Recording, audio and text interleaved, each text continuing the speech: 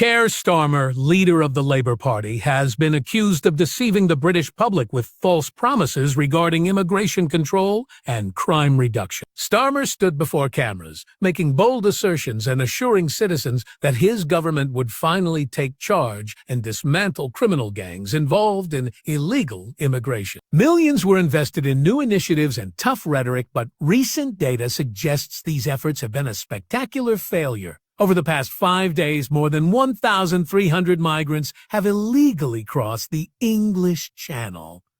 This staggering number highlights the ineffectiveness of Starmer's strategies, especially considering that adverse weather conditions were the only factor preventing an even greater influx. The recent break in the storms has led to a surge in illegal crossings, exposing the hollowness of Starmer's plan to dismantle criminal gangs. Recent data reveals that 180 migrants arrived today alone, while 326 made the crossing yesterday in just 6 small boats. The day before saw another 182 arrivals. On Sunday, a record-breaking 592 migrants arrived in 11 boats, marking the largest March arrival ever recorded. Despite 8 months of Starmer's tough stance on crime, there is no evidence that his approach is working. In fact, the situation appears to be worsening. Since January 1st, over 3,400 migrants have arrived via the Channel, nearly 20% higher than the same period last year.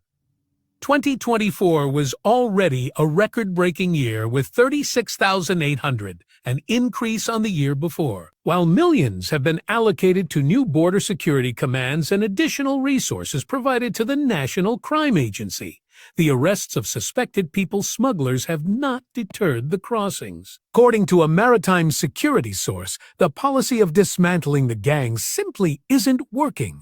Despite increased law enforcement activity under the Labour government, there has been no reduction in crossings. The weather remains the primary factor controlling the numbers in the Channel.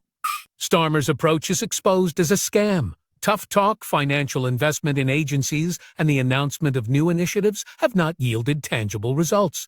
The gangs continue to operate, crossings are higher than ever, and Labour's promise to dismantle the gangs has failed.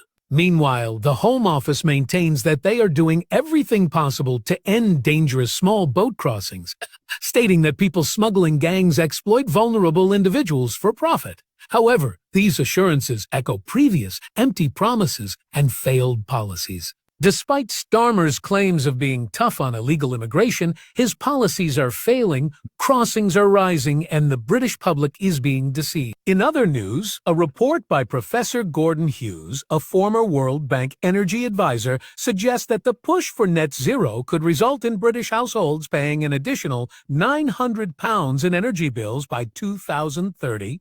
Rising electricity costs, grid maintenance, and green subsidies are expected to drive up prices, with businesses passing on these costs to consumers, potentially adding £1,800 per year to everyday expenses. These findings contradict Labour's claim that net zero will reduce bills by £300. Energy Secretary Ed Miliband remains confident that net zero will benefit the country, but Hughes research suggests that energy costs will rise by at least 75%, making net zero far more expensive than Labour anticipate. Critics argue that instead of lowering bills, the transition to renewables is driving up costs. Lastly, Shadow Justice Secretary Robert Jenrick has criticized new sentencing guidelines, accusing Labour of creating a two-tiered justice system. Jenrick condemned the move, arguing that it introduces bias into sentencing decisions, clashing with Justice Secretary Shabana Mahmood in the Commons. Jenrick argued that offenders are now less likely to receive a custodial sentence if they are women,